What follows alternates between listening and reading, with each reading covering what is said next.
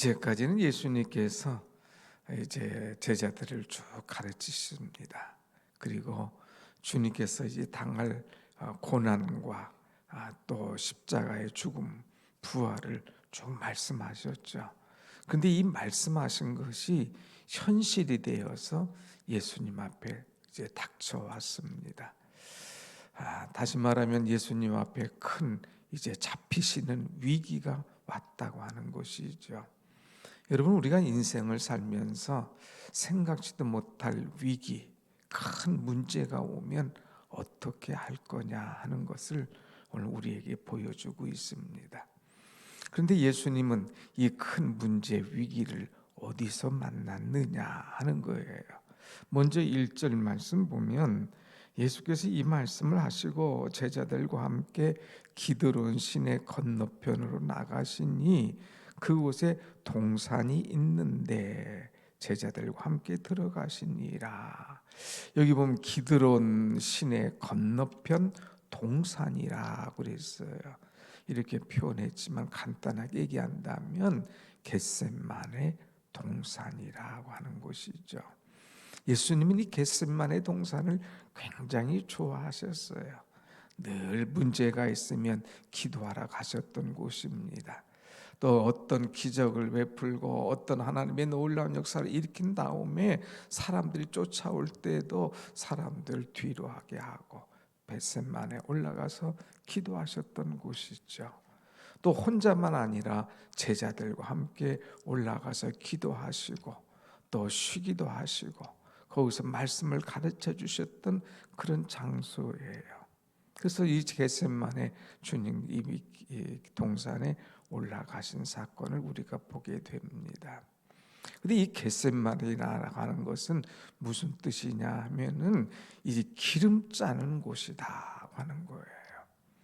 이 동산에는 감람나무가 많았거든요. 그러니까 그 감람나무의 열매를 따서 기름을 짠다 해가지고 기름 짜는 곳, 이 겟세마네라 이렇게 이름을 지었습니다. 근데 정말 예수님은 이 겟세마네에서 기름을 짜듯 하는 기도를 하신 장소예요. 특별히 어제도 마지막 기도하셨지 않습니까? 예수님의 최후의 기도, 바로 이 겟세마네에서 하는 것이죠.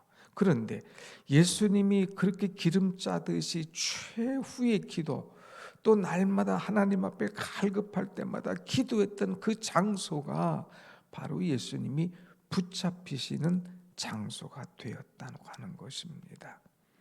이제 유다가 사람들을 다 데리고 와서 예수를 계신 곳을 알려줘요. 다른 사람들은 모르죠, 예수가 어디 계신 줄을. 근데 유다는 알고 있잖아요. 늘 자기들 모였던 곳, 예수님과 함께 기도하러 갔던 곳, 예수님 어디 계실까? 분명히 예수님은 누구 집에 숨어 있거나 어디 막 가지 않고 예수님은 늘 기도하러 이 겟세마네 동산에 올라가셨어. 이것을 이 유다는 알고 이제 사람들을 데리고 예수님을 잡으러 오는 것이죠. 이렇게 기도의 장소가 위기의 장소로 바뀌어진 것입니다.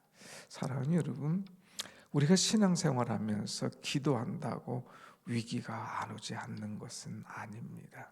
내가 신앙생활하는데 기도해도 생각지도 못한 위기가 오는 거예요. 내가 기도하는 사람임에도 불구하고 우리 가정에 생각지도 않은 위기가 온다고 하는 거예요. 우리 교회가 기도하는 교회임에도 불구하고 생각지도 못한 위기가 올 수도 있다고 하는 거예요. 나는 기도하는 사람이니까 위기 없어, 아무 일 없을 거야, 이렇게만 생각하지 마라 이거예요. 예수님이 기도하시는 그 장소에 위기가 왔고 예수님이 기도하시는 그곳에서 예수님 붙잡히셨다고 하는 거예요. 문제는 우리가 이런 이 기도할 때에 신앙생활 잘할 때에도 생각지도 않은 위기가 오는데 우리가 이런 위기가 올 때에 어떻게 풀어갈 것이냐 하는 거예요. 예수님이 이 위기가 왔을 때에 이 문제를 대해서 어떻게 하셨느냐 하는 것을 오늘 우리가 보면서 은혜를 받고자 합니다. 먼저 이 3절 말씀 보면 같이 봅시다. 3절 시작. 유다가 군대와 대제사장들과 바리새인들에게서 얻은 사람들을 데리고 등과 횃불과 무기를 가지고 그리로 오는지라 그랬어요. 유다가 2절에 보니까 예수님 있는 곳을 알아요. 그래서 예수를 파는 유다도 그곳을 알더라 그랬어요. 유다가 알고 거기에 사람들을 데리고 오는데 어떤 사람? 군대와 대제사장들과 바리새인들에게서 얻은 아랫사람들, 군대를 데리고 왔다는 거예요. 군사들 몇 명이 예수님 잡으러 온 게 아니에요.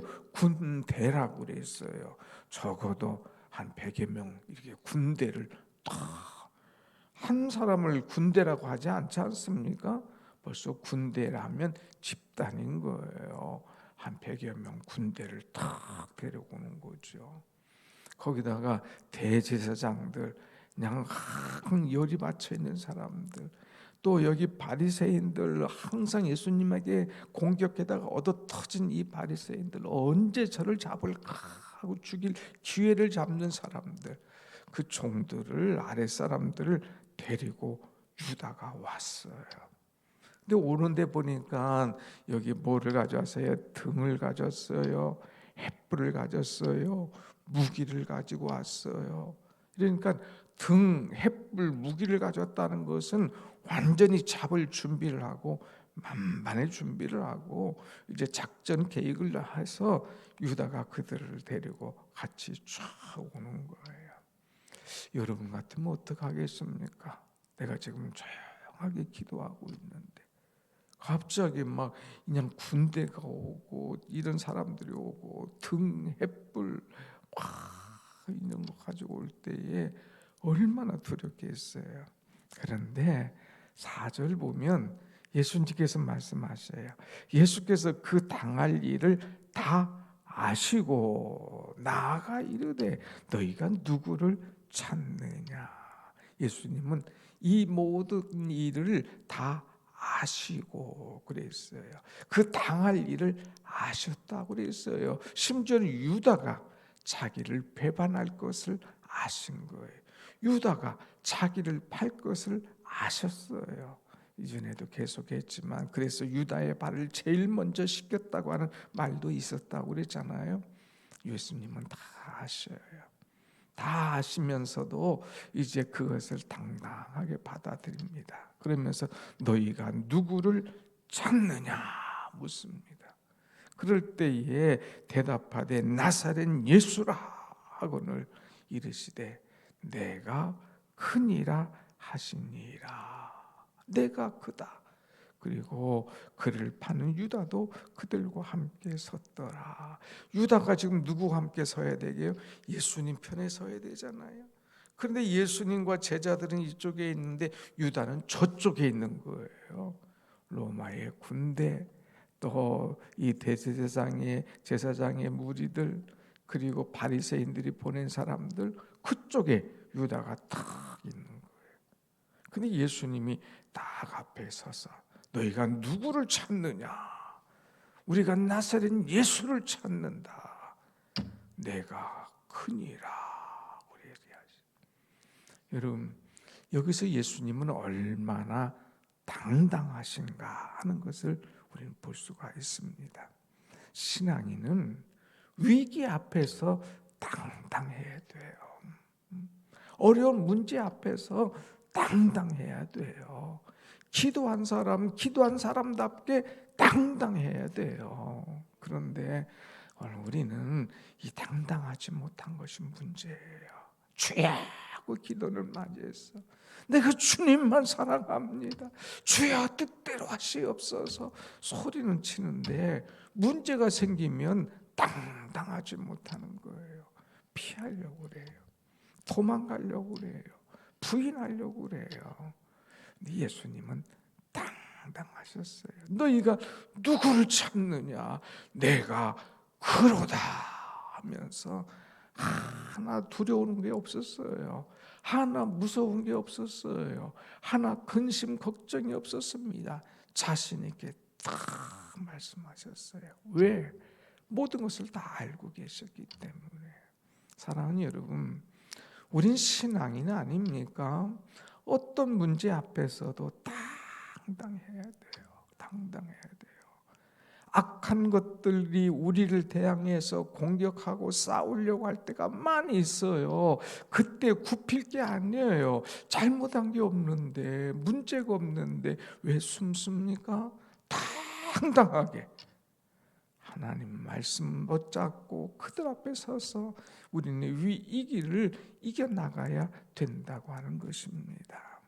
오늘날 많은 크리스찬들이 당당하지 못해요.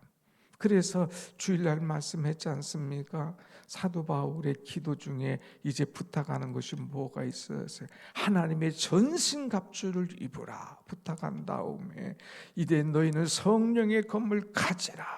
그리고 너희는 모든 기도와 간구로 나를 위하여 기도해라 그랬어요. 어떤 기도? 내가 복음을 가지고 담대하게 하나님의 말씀을 전할 수 있도록 나를 위하여 우리 사역자들을 위하여 기도해다오 하는 부탁을 했지 않습니까? 당당해야 돼요. 여러분, 키는 크고 몸은 막 이래도 어떤 죽음이 오고 어떤 사람들이 공격하고 말 때문에 벌벌벌 뜨는 그런 사람이 있어요. 아니면 작아도요, 아무리 큰 군대가 와도 당당하게 서 있는 사람들이 있습니다. 오늘 우리는 위기가 와도 동요할 필요 없어요. 당황할 필요 없어요. 무서워할 필요가 없어요. 왜? 하나님은 내 편이신 줄로 믿습니다. 아멘. 하나님은 내 편이셔. 이걸 아는데 뭐 그렇게 힘들어해? 당당하게 서세요. 사람 앞에 당당하게 서세요. 문제 앞에 당당하게 서세요. 사단의 공격 앞에 당당하게 서세요. 내가 크니라. 이렇게 이야기할 수 있는 그런 존재, 얼마나 귀한 것입니까? 여러분, 정말 부탁합니다. 신앙인은 당당해야 돼요. 이제 그래서 주님이 이 말씀을 가지고 이제 이 체포하러 온 사람들, 오히려 막 이들이 깜짝 놀라는 거예요. 한번 보십시다. 뭐라고 하는가? 6절 시작. 예수께서 그들에게 내가 크니라 하실 때에 그들이 물러가서 땅에 엎드려지는지라. 내가 크니라 말할 때에 막 사람들이 막 깜짝 놀라가지고 땅에 막 엎드렸더라 그랬어요. 아마 이제 내가 크니라 할 때 어떻게 저렇게 당당할까 해도 그렇게 하겠지만 이 갑자기 주님의 모습이 꽉 변형된 것 같은 하나님의 모습으로 딱 나타날 때 모세가 물어봤잖아요. 사람들이 이제 내가 누가 보내서 왔나이까 말한다면 뭐라고 말합니까? I am that I am. 내가 그니라. 하나님께서 나를 보내셨다 얘기하잖아요. 그러니까 막 악한 것들이 이 사단의 졸개들이 하나님을 보니까 막 어쩔 줄을 모르는 거예요. 당황해가지고 그 본이 앞에 무릎을 꿇고 두려워하는 엎드려지는 그런 모습이에요. 여러분, 우리가 영적으로 당당하게 나갈 때에 사단들이 또 그의 졸개들이 엎드려지는, 그들이 더 오히려 쫄아지는, 그들이 더 두려워하는 역전의 현상이 일어나게 될 줄로 믿습니다. 아멘. 이것이 신앙인의 모습이에요. 두 번째는 예수님 위기 앞에서도 항상 제자들을 생각했어요. 오늘 여러분 8절 말씀 한번 보십시다. 8절 시작. 예수께서 대답하시되 너희에게 내가 그니라 하였으니 나를 찾거든 이 사람들이 가는 것은 용납하라 하시니 그랬어요. 내가 그니라 했으니 너희가 나를 찾았지 이제는 이들이 가는 것은 용납해줘. 예수님은 제자들의 안전을 생각하는 거예요. 예수님은 얼마든지 준비가 돼 있어요. 십자가를 지실 준비가 돼 있어요. 그래서 이들이 잡을 것도 아시고 고난당할 것도 아시고 붙잡힐 것을 아시고 다 아시니까 당당하게 그들 앞에 섰잖아요. 근데 제자들은 그런 준비가 안 돼 있어. 제자들은 가서 예수님이 당한 고난 10분의 1, 100분의 1, 1000분의 1만 당해도 다 어떤 일이 일어날 것을 주님 아신 거예요. 그러니까 아직 이 사람들이 가는 것은 용납하지 마라. 조금만 신문하면 다 부인하고 다 이제 주님 뭐에 대해서 하나님에 대해서 부인할 사람인 것을 주님은 아시는 거예요. 신앙 버릴 수밖에 없는 아직도 연약한 심령이야. 그러니까 이 사람들 이제 데리고 가지 마.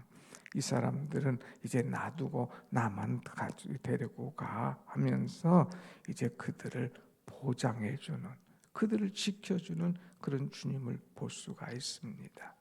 주님은 얼마나 우리를 생각하시는지 몰라요. 우리의 연약함을 아시고 우리의 부족함을 아시고 우리의 미련함을 아시고 늘 우리를 위해서 기도해 주시고 챙겨 주시는 주님, 이 사랑의 주님, 이 은혜의 주님이 내 곁에 계시다. 이것이 얼마나 위로인지 모르죠. 자, 그러면서 8절에 보면 뭐라고 그랬어요? 이는 아버지께서 내게 주신 자 중에서 하나도 잃지 아니하옵나이다. 아니하였사옵나이다 하신 말씀을 응하게 하려 하심이라 그랬어요. 내게 주신 자 나는 하나도 잃어버리기를 원하지 않습니다. 그러니 이들은 건들지 마라. 나만 데리고 가라 하면서 주님은 제자들을 보호하시는 말씀을 보게 됩니다. 자, 이렇게 했을 때에 시몬 베드로가 급하지요. 언제나 급했지요. 좀 다혈질이니까 10절 말씀 같이 봅시다. 10절 시작. 이에 시몬 베드로가 칼을 가졌는데 그것을 빼어 대제사장의 종을 쳐서 오른쪽 귀를 베어버리니 그 종의 이름은 말고라. 시몬 베드로가 칼을 들어가지고 어떻게 너희가 우리의 주님을 잡으러 와? 칼을 들어가지고 이 대제사장의 종 말고라고 하는 사람의 귀를 탁 잘라버리는 거예요. 이런 일이 일어날 때에 예수님께서 그들에게 주신 말씀이 있어요. 11절 다 같이 봅시다. 11절 시작. 예수께서 베드로에게 이르시되 칼을 칼집에 꽂으라. 아버지께서 주신 잔을 내가 마시지 아니하겠느냐. 아멘. 예수님은 위기 속에서도 당당했고요. 예수님은 위기 속에서도 이 어린 제자들, 아직 신앙이 약한 이 제자들을 생각했고요. 예수님은 특별히 위기 속에서도 하나님의 뜻을 생각했습니다. 하나님의 뜻. 아버지께서 내게 주신 잔을 내가 마시지 아니하겠느냐. 야, 너 베드로 잘했다. 아, 이것들 말이야 어디서 하면서 베드로를 지키지 않았어요. 야, 왜 쓸데없는 짓 해? 아버지께서 내게 주신 잔 내가 어찌하여 마시지 않겠느냐. 이들이 나를 잡으러 오고 지금 내가 잡혀가고 이제 곧 있으면 고난당하고 십자가에 죽을 것, 이것이 아버지께서 내게 주신 잔이야. 고난의 잔이야. 십자가의 잔이야. 죽음의 잔이야. 내가 이것을 어찌 마시지 아니하겠느냐 하는 거예요. 위기가 왔지만 위기 속에서 나를 생각하지 않고 아버지의 뜻을 생각했다고 하는 것입니다. 사랑하는 여러분, 오늘 우리는 위기가 오면 다 나만을 생각하잖아요. 나만. 위기가 오면 어떻게 이거 생각하잖아요. 그런데 정말 주님을 얼마나 생각했냐 이거예요. 나에게 이것을 하라고 말씀하신 주님, 내게 이것을 명령하신 주님, 주님의 뜻을 내가 어떻게 이루어 드릴까? 그것을 얼마나 생각을 하느냐 이거예요. 어려울 때 나만 빠져나가길 바라는 거예요. 생각, 주야 내가 주님의 뜻을 쫓겠나이다. 주야 주의 뜻을 이루주옵소서. 내 주여 뜻대로 행하시옵소서. 찬송도 하고 기도도 하고 믿음 있는 것 같은데 정작 위기가 오면 다 도망가요. 사람이 없어요. 그런데 예수님은 위기가 왔을 때 당당하고 제자들 생각할 뿐만 아니라 아버지께서 주신 잔을 내가 어찌하여 마시지 않겠느냐 하면서 아버지의 뜻을, 아버지께서 내게 명령하신 것을 그대로 받아들이기로 순종하는 것을 보게 됩니다. 하나님의 뜻을 생각하며 하나님께 순종하기로 작정하며 하나님께 영광 돌리기를 원했던 주님의 모습을 우리는 생각해야 됩니다. 사랑하는 여러분, 인생의 위기가 와도 하나님께서 왜 위기를 내게 주셨을까? 왜 이 문제를 내게 주셨을까? 왜 하필이면 내게 이 사명을 주셨을까? 깊이 생각하면서 여러분에게 주신 잔을, 그 뜻을 하나님의 은혜로 잘 받아들일 수 있는 정말 위대한 신앙의 사람이 되기를 축원합니다. 아멘. 말고의 귀를 자른 베드로, 야 검을 칼을 칼집에 꽂으라 그랬어요. 주님은 칼과 칼로 싸우는 걸 원치 않으셔요. 우리의 싸울 것은 혈과 육이 아니라고 그랬잖아요, 지난주에. 영적인 싸움이에요. 나 영적인 싸움에는 그렇게 막 지고 기도할 때는 그렇게 잠자면서 뭐 칼 빼가지고 쓸데없는 짓 해. 그거 아니야. 우리 싸움은 혈과 육이 아니야. 군대 싸워봐요. 너 지금 될 게 아니야. 영적인 싸움이야. 아버지의 뜻을 이루어뜨리려고 노력해. 주님 말씀하시죠. 여러분, 사람들 앞에는 다 위기가 와요. 기도하는 우리에게도 온다니까요. 목사에게도 위기가 온다니까요. 그러나 이 위기 앞에 예수님처럼 당당하게 다른 사람들이 다치지 않도록 또 예수님이 나를 보내신 하나님의 뜻을 먼저 생각하는 그 위대한 주님을 본받고 우리도 이 위기와 영적 어려움들을 넉넉히 이겨나갈 수 있는 여러분의 아름다운 신앙 되기를 축원합니다. 아멘. 기도하십시다.